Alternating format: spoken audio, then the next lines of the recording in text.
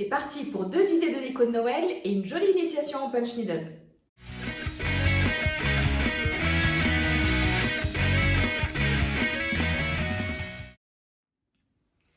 Bonjour à toutes et à tous, bienvenue sur Autre Bien Faut que j'essaye. Je voudrais commencer cette vidéo en vous remerciant pour le bel accueil que vous avez réservé au Mac Créatif. Le Mac Créatif, c'est un tout nouveau format que je vous ai proposé sur ma chaîne la semaine dernière. Et le Mac Créatif, c'est le magazine qui parle de tous les loisirs créatifs. Donc si vous ne l'avez pas encore vu, je vous invite à cliquer sur le lien qui est juste là pour le découvrir. Aujourd'hui, je vous propose donc 2 décos de Noël très faciles à réaliser et surtout, on va avoir un joli coup de main. Et ce joli coup de main, c'est grâce au site Creative Fabrica qui va nous permettre de télécharger des fichiers. Je ne vous en dis pas plus là maintenant, mais je vous fais la démonstration tout de suite en images de ce fabuleux site. Creative Fabrica, c'est une plateforme en ligne qui offre une large gamme de ressources créatives destinées aussi bien aux designers, aux passionnés d'art numérique, aux artistes, en fait à nous, les grandes fans de DIY. Vous allez y trouver des polices, des illustrations, des graphismes, des fichiers SVG et bien plus encore si vous avez une machine de découpe comme une Cricut. Regardez maintenant cette mine d'or. Si vous avez besoin de fichiers pour votre machine qui fait de la broderie, vous trouverez forcément votre bonheur. Vous êtes plutôt crochet ou tricot? Vous allez aussi vous éclater avec tous les modèles qui sont proposés. Regardez, c'est impressionnant quand même. Vous allez donc pouvoir télécharger à chaque fois le patron. Plutôt crochet? Oh ben vous allez trouver votre bonheur aussi. Regardez tous ces beaux modèles. Il y en a plusieurs qui me font de l'œil déjà. Pas vous? Maintenant on s'attaque au modèle de point de croix. Bon là évidemment ça nous montre essentiellement les modèles de Noël, mais vu le choix qu'il y a, vous trouverez forcément votre bonheur. Si votre truc c'est le patchwork, pas de souci non plus. Et la couture, regardez tous les modèles qui vous sont proposés, tous les patrons pour faire des sacs, des pochettes, des vêtements. Franchement, il y a de quoi faire. J'ai hâte de me mettre devant ma machine à coudre. Creative Fabrica vous propose pour tout ça un abonnement annuel pour un accès illimité avec des téléchargements super rapides et super faciles. Je vais vous montrer tout ça dans la suite de la vidéo.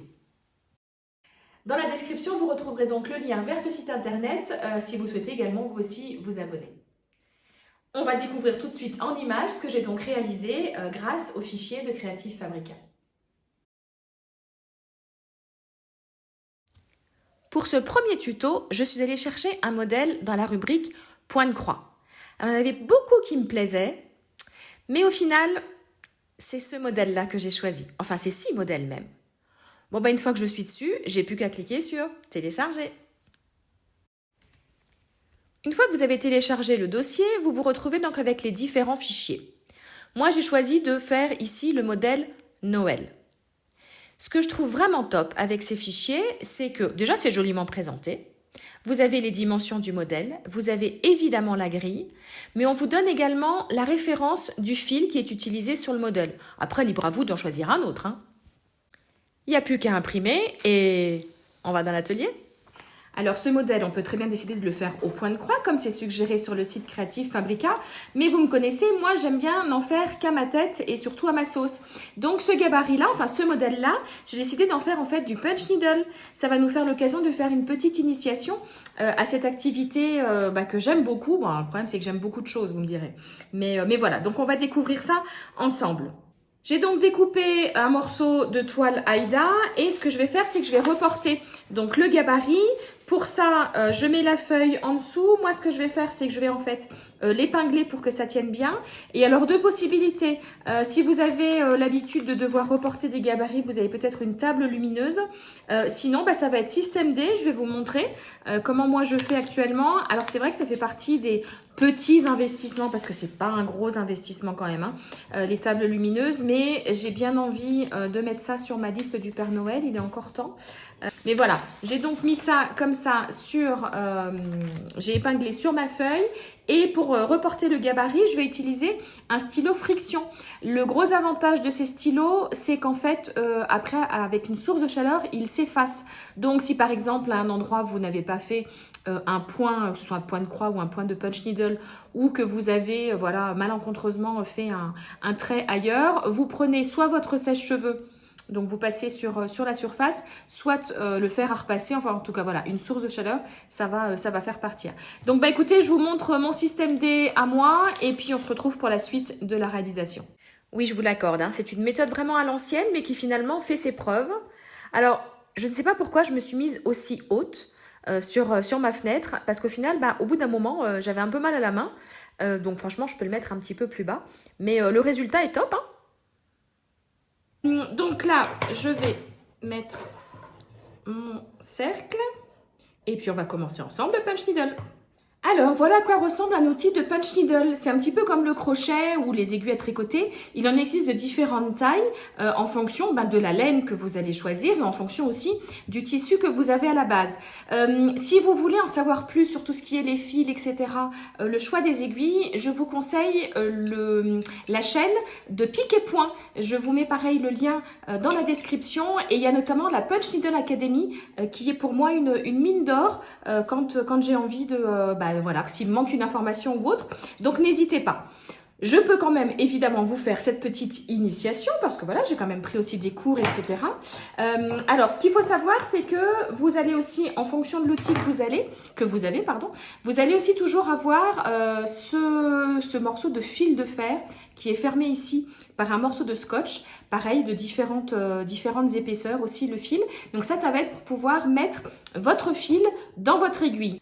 Il existe aussi des outils comme celui-ci où en fait là on peut mettre directement le fil sans l'outil. C'est bien pratique aussi, mais j'ai l'impression que ça existe surtout pour les laines assez épaisses.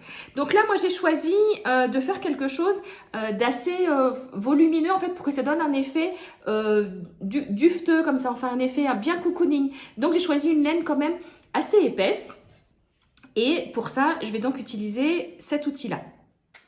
Alors, j'ai juste quand même ressorti mes étiquettes juste pour vous donner une idée. Par exemple, ça met qu'avec des aiguilles à tricoter, il faudrait du 4 et un crochet, il faudrait du 5. Voilà, pour vous donner un petit peu une idée. Alors, je vais commencer avec le bleu marine, peu importe. Je vais prendre donc ici mon fil et je vais le passer dans mon aiguille et il faut que le morceau de scotch soit en haut, d'accord? Donc, je le fais passer et donc ça ressort de l'autre côté. Je passe mon fil ici à l'intérieur. Et je tire par là, hop, et voilà. Attention, il faut bien que mon fil ressorte de nouveau ici, sinon jamais le système de points ne va se faire. Donc, je réitère l'opération avec mon fil de fer ici. Je le passe donc dans l'aiguille comme ça. Je repasse, alors j'en ai mis un petit peu trop du fil. Je repasse mon fil dans la boucle qui est là, si ça veut bien. Voilà.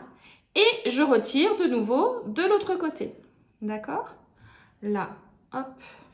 J'ai pas besoin d'avoir autant de marge sur mon fil. Donc, je vais retirer ici. Mais je vais laisser, voilà, à peu près comme ça, 5-6 cm à peu près. Voilà, là, mon fil, mon outil est prêt à puncher. Donc, on y va. Alors, il y a deux choses à savoir pour le punch needle, c'est qu'il faut que votre poêle soit toujours très bien tendue, d'accord? Donc, si jamais vous voyez qu'elle se détend au fur et à mesure, il faut la retendre. Punch needle, ça vient de puncher, hein, d'appuyer, de donner des coups. Donc, il faut que ce soit bien tendu, sinon ça ne va pas marcher. Et ce qu'il faut aussi, c'est avoir toujours du mou au niveau de votre laine. Donc, laissez toujours bien une bonne marge, déroulez bien votre laine au préalable, parce que sinon pareil vous allez vous dire mais pourquoi ça marche pas, votre point ne va pas se faire.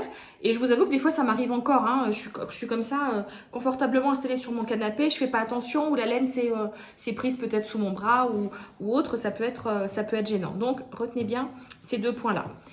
On va commencer donc ensemble. Alors je vais piquer de ce côté là, je pique, ça sort de l'autre côté et du coup je prends mon fil pour le sortir ici. D'accord? Là, je peux un petit peu de nouveau le remettre comme ça. Et maintenant, donc tout simplement, je vais piquer. Donc, c'est toujours vers l'avant. Et alors, j'essaye de reprendre comme j'ai déjà piqué. Votre pointe, le biseau, est toujours comme ça vers l'avant. Pas comme ça. Pas dans ce sens-là. D'accord? Toujours dans le sens comme ça, ici. Je pense que là, vous avez bien vu. OK? Et je vais y aller. Je vais donc puncher.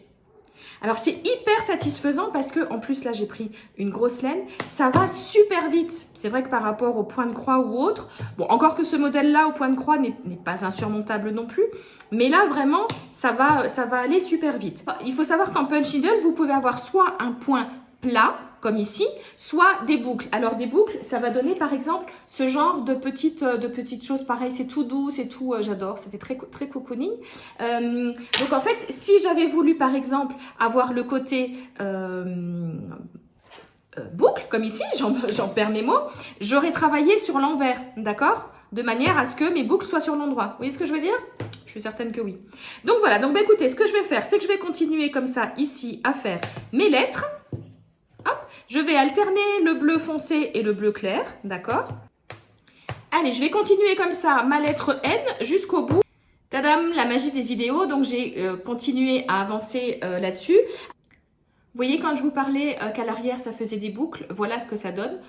Donc voilà, ça pourrait être joli aussi. Moi j'ai choisi pour cette fois-ci de faire plutôt quelque chose côté plat. Donc ici, là j'ai déjà fait la branche en bleu marine et je vais faire en fait les petites feuilles en bleu ciel et ici l'inverse. Donc bah écoutez, moi pour terminer ça, je vais m'installer tranquillement sur mon canapé et c'est l'avantage du punch needle. C'est un petit peu comme le crochet, c'est qu'on peut faire ça. On n'est pas obligé d'être derrière sa table dans son atelier, enfin ou derrière une table en tout cas. Après à chacune de trouver sa meilleure installation pour faire du punch. Bah écoutez, je vous montre donc la suite parce que je vais encore un petit peu le customiser, je pense, ce cadre. Vous me connaissez, hein.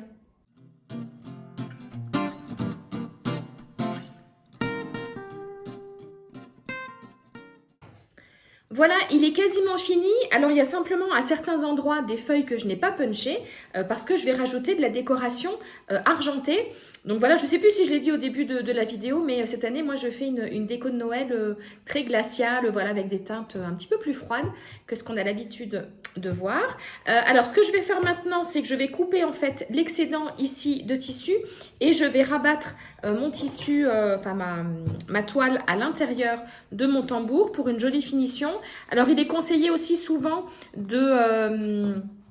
d'appliquer de la colle à l'arrière, notamment si vous faites des choses qui vont peut-être être amenées à être lavées, comme un coussin ou quelque chose comme ça.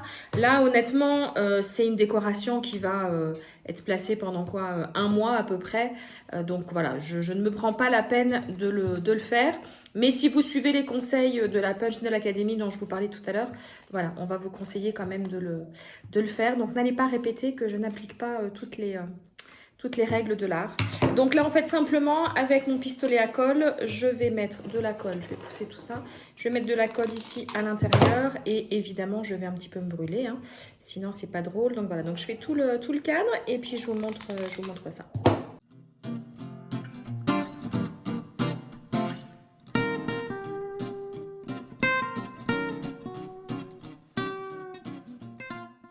Voilà, donc évidemment, j'ai de la colle plein les doigts. Je me suis brûlée une ou deux fois, mais bon, ce sont les risques du métier. Donc voilà, vous voyez, au moins, il y a une jolie finition. Le tissu ne risque pas de bouger. Alors, ce que j'ai quand même l'habitude de faire, même si je colle pas, si je mets pas de colle à l'arrière, c'est de mettre quand même un rond de feutrine. Je trouve que psychologiquement, l'arrière, du coup, est plus joli. Donc voilà, et ça maintient quand même un petit peu mieux les fils. Donc pareil, je vais utiliser mon pistolet à colle. Voilà, j'ai un cadre joli devant comme derrière. Donc, ce que je vais faire maintenant, c'est que je vais le customiser. Alors, pour le customiser, j'ai ici un petit sachet avec des petits flocons tout faits. Ça, vous trouverez facilement dans les magasins de déco ou de loisirs créatifs. Sinon, vous avez peut-être une perforatrice tout simplement pour le faire. J'ai encore plein de colle sur les doigts, ça me gêne. Donc, voilà, je vais en disposer. Là, ça peut être pas mal sur la laine aussi. Voilà, par exemple comme ça. Ou alors peut-être 3 ici. Non, j'aimais bien d'en mettre un par là. Et puis un qui va commencer ici. Et j'avais aussi acheté, j'ai acheté des petites choses comme ça, donc métallisées. Et j'ai déjà découpé au préalable des feuilles et des petites boules comme ça. Donc voilà, donc je vais coller tout ça et puis je vous montre le résultat, ok ?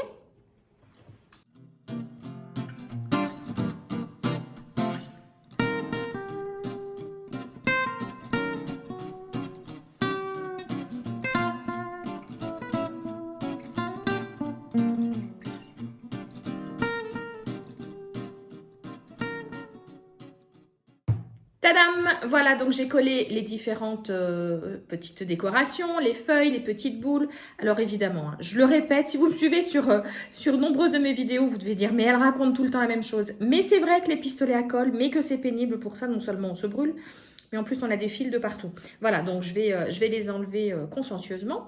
N'hésitez pas à me dire, vous, quelles sont vos couleurs cette année que vous avez pour Noël. Est-ce que vous restez dans le traditionnel? Est-ce que vous innovez un petit peu?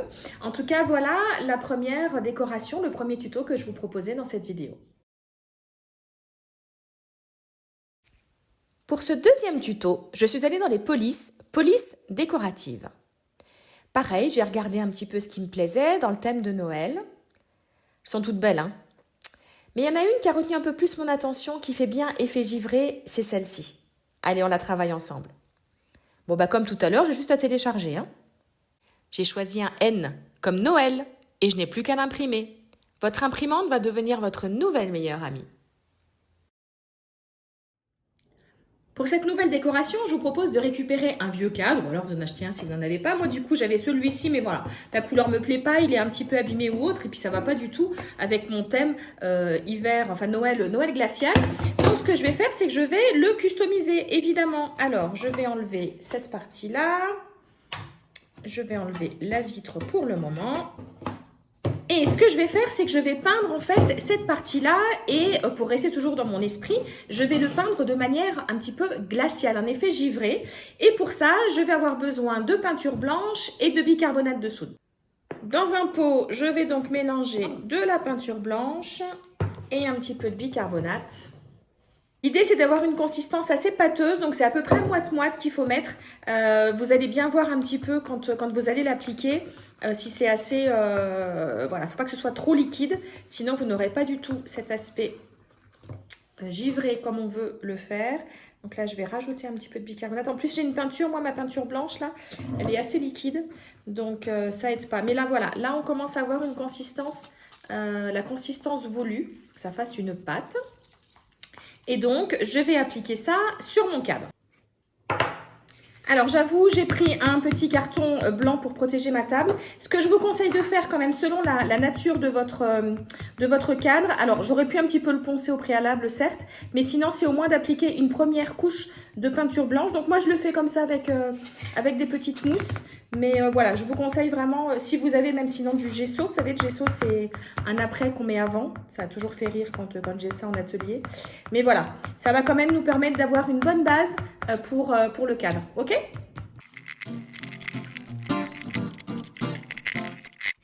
Alors, voilà ce que ça donne une fois que j'ai fait ma première sous-couche, on va dire. Et donc, maintenant, je peux effectivement appliquer ma petite mixture pour faire donc mon effet givré. Donc, je vous montre juste un petit peu ce que ça donne. Donc là, je vais devoir repasser encore un petit peu parce qu'on voit encore un petit peu mon cadre. Mais voilà un petit peu l'effet que ça doit vous donner. Donc, avoir un petit peu de surépaisseur, comme si vous aviez du givre sur votre cadre. Allez, je continue. Voilà ce que ça donne donc une fois que le cadre a bien séché. Donc je vous montre d'un peu plus près cet aspect un petit peu voilà, givré, hein. Donc ça fait du relief, c'est assez sympa. Et moi je vais compléter en rajoutant des petites touches de gris argenté. Donc vraiment pour le faire un petit peu comme un aspect un petit peu patiné comme ça. Donc ça va être juste par exemple sur les bords. Je vais vous remontrer un petit peu mieux. Voilà l'effet que je cherche à avoir sur mon cadre. Donc, je vais faire ça sur l'intégralité de mon cadre, ok ? Voilà ce que ça donne. Vous voyez, ça fait comme un aspect un petit peu patiné. Alors, l'idée, c'est de ne pas avoir trop de peinture sur votre pinceau. Là, vous voyez, j'en ai presque mis un petit peu de trop. Mais comme j'ai prévu de décorer avec des petites branches hautes, je pense que ça va être l'endroit où je vais un petit peu tricher. Donc, je vais peut-être le mettre comme ça et je vais avoir une branche qui va monter par là. J'ai donc en effet cette branche qui est assortie à la première décoration que nous avons réalisée. Et donc ça, je vais venir le coller par là. Je pense que je vais rajouter également un nœud par ici. Et évidemment, je vais coller avec mon pistolet à colle en essayant de ne pas me brûler. Voilà, j'ai collé ma branche, promis, je ne me suis pas brûlée. Je pousse tout ça et on s'attaque donc au reste de la décoration de ce cadre. Pour commencer, je vais reporter donc le gabarit du fond de mon cadre sur du papier. Alors moi j'ai choisi bleu marine puisque c'est vraiment les teintes de ma déco. Mais évidemment, libre à vous de choisir la couleur que vous souhaitez. Donc voilà, je marque juste les traits ici et je vais me servir de mon massicot pour découper ça. L'idée, c'est quand même d'avoir une couleur foncée par rapport au reste de la décoration, vous allez comprendre tout de suite. Voilà, pour être certaine que mon papier tienne bien, je vais juste le fixer avec du scotch double face. Voilà, une fois que c'est fait, on va poser ça. Tiens, je vais le poser là derrière, on le met de côté. Et on va donc maintenant se munir de la feuille que nous avons imprimée tout à l'heure. Je vais la poser comme ça ici. Je vais poser ma vitre au préalable nettoyée.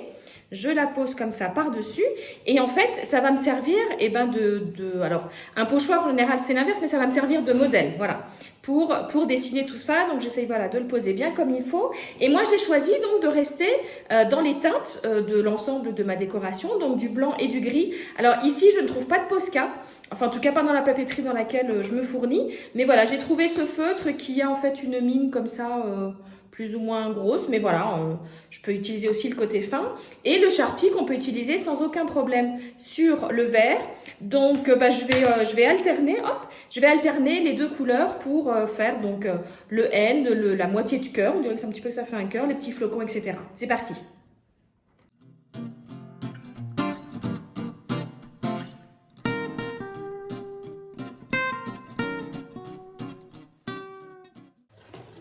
Bon, alors, j'avoue qu'avec ça, c'est franchement pas l'idéal, mais vous, si vous avez un Posca, ça va être vraiment facile. C'est vrai que pour tout ce voilà, la pointe est quand même très épaisse, mais j'avais ça en tête, donc si vous êtes comme moi, quand on a quelque chose en tête, on va jusqu'au bout, mais le résultat va pas être si mal quand même. Avec le Sharpie, franchement, c'est pas mal. On arrive à quelque chose de sympa. Alors, je vais vous le lever pour vous montrer. J'ai un petit peu triché, il y a certains petits détails comme celui-ci ici que je n'ai pas fait, mais l'idée, c'est que je vais continuer à customiser tout ça. Donc voilà déjà ce que ça donne, on va dire, à une étape intermédiaire. Donc vous voyez pourquoi l'importance de choisir un papier foncé derrière, c'est pour que ça ressorte, évidemment. D'accord? Donc je vais le mettre là sur le cadre pour mieux se rendre compte de ce que je veux continuer à décorer. Voilà ce que ça donne une fois que c'est mis dans le cadre. C'est pas mal, hein? Ce que je vais faire, c'est que je vais continuer à ajouter, donc là où il me manque des petites choses, comme j'ai les petits flocons qu'on a utilisés tout à l'heure, je vais en coller par-ci, par-là, et voilà. Voilà ce que ça donne une fois que le cadre est fini. Alors j'ai envie de vous dire, il y a deux morales à cette histoire. La première, c'est que quand on veut faire quelque chose, on va jusqu'au bout de son idée et que si on n'a pas exactement tout le matériel qu'il faut, on trouve des alternatives. Donc voilà, on peut toujours s'amuser, même si vous voyez des tutos avec du matériel spécifique ou autre, un petit peu d'imagination et on y arrive. Voilà. Écoutez, on est quand même bien dans l'esprit, non ? Pour compléter ma décoration hivernale, j'ai fait exactement le même principe sur un pot en verre. Et maintenant, je vais simplement faire un petit arrangement. Écoutez, là, vraiment rien de compliqué. C'est juste pour vous montrer qu'une même technique, on peut l'appliquer sur différents supports. Donc là, vous allez découvrir ma décoration hivernale avec ce petit pot en plus.